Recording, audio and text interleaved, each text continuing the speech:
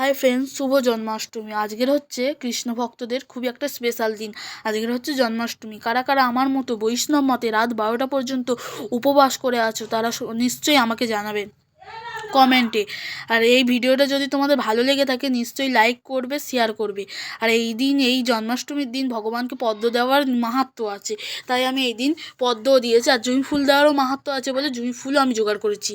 যা যা নিয়ম আছে, নিয়ম শৃঙ্খলা মেনে আমি ভগবানের কৃপায় যতটা পেরেছি ততটা জোগাড় করেছি। এদিকে রাত 12টা বেজে গেছে, আমি আর আমার মা এখন গোপালকে অভিষেক করাচ্ছি।